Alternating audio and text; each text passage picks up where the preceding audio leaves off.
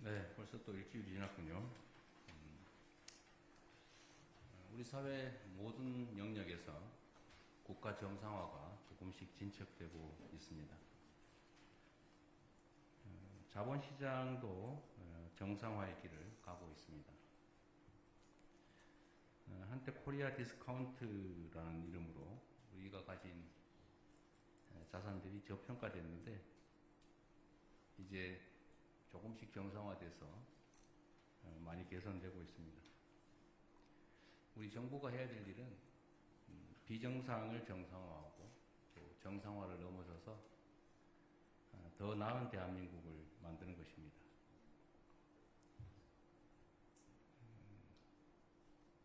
아직 우리 과제로는 국가 정상화는 충분히 이루어졌다고 보기 어렵습니다. 우리 경제를 발목 잡았던 불투명하고 불합리한 요소들이 제도 개선을 통해서 조금씩 개선되면서 자본시장도 비정상에서 조금씩 벗어나고 있습니다. 비정상에서 벗어나 정상화되는 것을 넘어 대한민국이 다른 어떤 나라보다도 더 높이 평가되는 디스카운트, 코리아 디스카운트에서 코리아 프리미엄으로 나아가야 되겠습니다. 어제 자사주 소각을 의무화하는 상법 개정안이 국회를 통과했습니다. 이제 앞으로 주가 누르기 방지법 같은 추가적인 제도 개혁이 뒷받침되면 이런 정상화의 흐름도 더 크게 될 것 같습니다. 한때 불가능해 보였던 자본시장의 정상화가 현실이 되고 있는 것처럼 망국적인 부동산 공화국을 해체하는 것 역시도 결코 넘지 못할 벽은 아닙니다. 실제로 서울 지역에서 상당폭의 집값 하락이 나타나고 있습니다. 또 주택 매물은 눈에 띄게 증가하고 있습니다. 전세값 상승률도 둔화 중이라고 합니다. 이제는 거스를 수 없는 대세, 생산적 금융으로의 자본 대전환을 한층 더 가속해야 되겠습니다. 비정상인 부동산 시장을 정상화하고 국민 삶의 실질적 개선을 위한 모두의 경제로 확실하게 나아가야겠습니다. 국가 정상화는 우리 사회 곳곳에 뿌리 깊게 퍼져 있는 비정상을 하나하나 정상화하는 노력이 계속해서 뒤따라야 가능합니다. 최근에 국고 보조금을 부정수급하다 적발된 사례가 늘고 있다고 합니다. 심지어는 기업형 브로커를 끼고 교묘하게 보조금을 부정수급하는 사례도 발생하고 있습니다. 국민 혈세를 눈먼 돈으로 보고 있으니 이처럼 간큰 세금 도둑질이 일어나는 것입니다. 마땅히 엄히 문책하고 앞으로는 그런 일이 발생하지 않도록 해야 되겠습니다. 특히 이런 악질적 행위를 확실하게 근절하려면 부정수급한 보조금을 전액 환수하는 것은 물론이고 그 몇 배에 이르는 경제적 제재도 검토해야 될 것입니다. 국민 혈세를 도둑질하다 걸리면 패가망신한다는 것을 누구나 명확하게 인식할 수 있도록 철저한 부정수급 방지 대책, 부정수급 문책 대책을 세워주기 바랍니다. 규칙을 어겨서 이익을 볼 수는 없다. 또 규칙을 지키는 것이 손해가 아니다라는 생각을 분명하게 자리 잡게 해야 되겠습니다. 최근 전국에서 산불이 다발적으로 발생하고 있습니다. 올해 날씨가 예년보다 건조하기 때문에 작은 불씨 하나가 대형 화재로 번질 수 있는 상황이라고 합니다.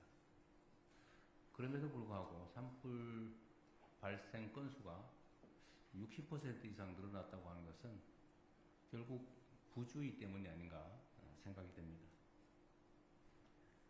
산불이 발생했을 경우에 진화 시간 또 진압 비율도 많이 높아져서 피해는 크게 발생하지 않지만 발생 건수가 많이 늘어나는 것은 근본적인 문제라고 생각이 듭니다.